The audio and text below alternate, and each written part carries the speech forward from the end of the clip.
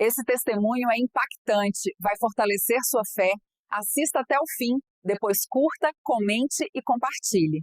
Aconteceu que eu cheguei em Belém do Pará, numa situação muito difícil, e ali um empresário me ajudou e eu construí uma empresa, ele me ajudou, e eu ia pagar aquela dívida em dólar.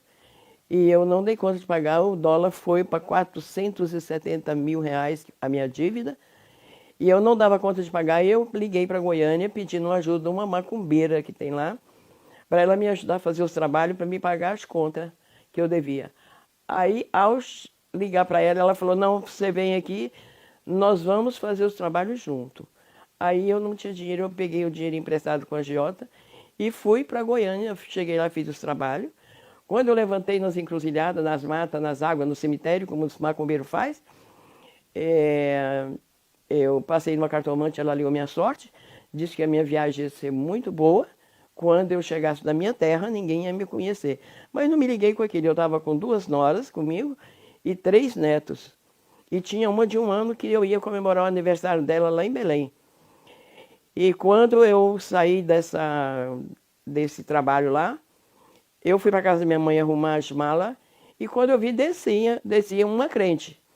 Aí a crente olhou para mim e falou assim, olha, a senhora vai fazer uma viagem? Eu falei, sim, vou. De avião? Eu falei, é. Aí ela disse para mim, não vai nesse avião que ele já vai cair. Aí eu peguei e falei assim, eu não acredito em crente, eu não gosto de crente. Não vá, porque eu estava orando e o Senhor me mostrou essas 3 crianças. E vai ser uma tragédia muito grande. E eu não confiei na crente, peguei, fui embora para o aeroporto, peguei o avião, 11h30 da manhã, domingo, e esse avião, está aqui a revista Veja, da época, está escrito Um Drama na Selva. Está escrito aqui Um Drama na Selva, nessa revista. Eu carrego essa revista porque muitas pessoas não acreditam. O que diz lá em Hebreus 13:8, que Jesus Cristo é o mesmo ontem, hoje e eternamente. Ele não mudou e jamais ele vai mudar. E ali, na hora que aquele avião decolou, ele fez um pouso em Imperatriz, um pouso em Marabá. Nós tínhamos que chegar às 6h10 em Belém. E quando eu olhei no relógio, era 8h40. O avião estava muito alto. Era um Boeing 737 da Varig, capacidade para 400 passageiros. E quando eu olhei no relógio, era 8h40. Eu fui perguntar por que estava demorando no aeroporto, para chegar no aeroporto de Belém, sendo que eu tinha que chegar às 6h10. Aí a aeromoça falou que ia preparar um calmante para me dar. E na hora que ela entrou para pegar o calmante, o comandante saiu e estendeu as mãos assim e falou, nós estamos perdidos. E eu vou fazer um pouso forçado. E salva-se quem puder. E naquela tragédia eu perdi uma nora e 2 netos. O pau pegou no pescoço da minha nora, arrancou o pescoço, a cabeça dela.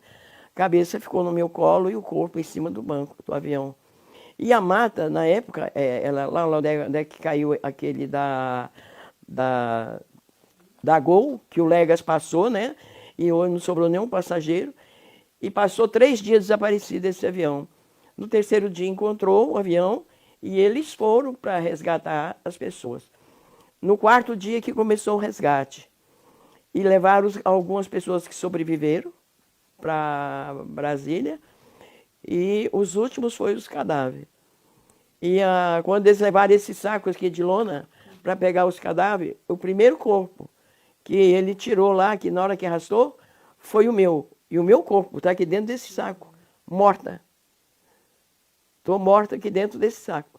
E aí, quando eles colocaram ali, que botaram o corpo da minha nora do meu lado, o saco começou a mexer, eles abriram a boca do saco e eu estava com o meu olho aberto. E eles fizeram assim para me fechar o meu olho, eu abri o olho novamente, por 2 vezes, eles falaram, essa mulher está viva. Aí abriram todo o saco e me tiraram. Quando eles me tiraram do jeito que eu estou aqui, ó. Mas quando eles me tiraram, eles viram que eu não tinha perna. A coluna tinha quebrado. Os bichos tinham me comido lá no meio do mato. A barriga, eles rasgaram o meu vestido para embrulhar esse pé que estava solto. E eu fiquei, eles fotografaram do joelho para cima, porque do joelho para baixo não tinha mais nada. Aí cheguei em Brasília, no hospital de base, os médicos me desenganou, porque tinha muito bicho no meu corpo, aquele estapuru, que dá assim bicheira de animal. E quando eu cheguei lá em Brasília, que me desenganaram, eu fui para Belém. Quando eu cheguei lá em Belém, os médicos me desenganou e eu fui para casa. Com aquelas pernas daquele jeito. E eles falaram que a única solução que tinha era amputar minhas pernas aqui, na altura do joelho, assim, um palmo mais ou menos, eu ficava só com o cotoco do corpo, assim. E aí eu falei, não. Aí eu peguei e mandei comprar 1 litro de creolina e fui tratada com creolina 9 meses. E quando eu vi que eu estava sofrendo muito, comida pelos bichos ali, minha nora queria me botar no isolamento de um hospital, eu não quis. Eu peguei um revólver para mim no meu apartamento tirar minha vida. Aí me deixaram no apartamento. Quando eu fui pegar a arma, o meu telefone tocou. Eu atendi, era uma crente. Parece que os crentes estavam me perseguindo, Deus lá de Goiânia. Aí ela falou assim, olha, eu estava orando lá em São Paulo, no círculo de oração, e Deus mandou vir fazer uma obra aqui em Belém. Eu quero te dar um recado que Jesus mandou. Eu falei, me dê o recado pelo telefone. Aí ela falou, o recado é pessoalmente. Quando eu abri a porta para aquela crente, ela colocou a mão assim no nariz, porque estava fedendo muito meu quarto, e olhou para minha bolsa e disse, não faça isso que Jesus te ama. Jesus tem um plano na sua vida. Se a senhora não morreu na queda desse avião, é porque Deus tem um plano, projeto contigo na vida.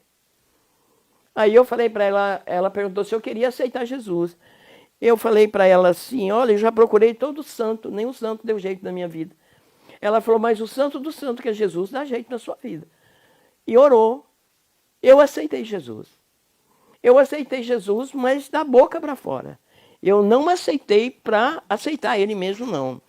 Porque nós conhecemos o externo da pessoa, mas o interno, a mente e o coração, só Jesus conhece. Passou 8 dias, aí eu não estava do mesmo jeito. Aí a minha irmã chegou e eu pedi para me levar numa farmácia para me tomar injeção. Aí quando ela chegou lá, ela falou assim, olha, tem um pastor fazendo uma cruzada em Belém, ele está usando muito esse pastor no dom de cura e libertação. Eu vou te levar lá, depois que ele orar para você, eu te levo na farmácia, porque a farmácia é 24 horas. Eu falei para ela assim, quem está perdido não caça caminho. O mineiro fala assim, quem está perdido não caça caminho. Entra no primeiro que achar, né?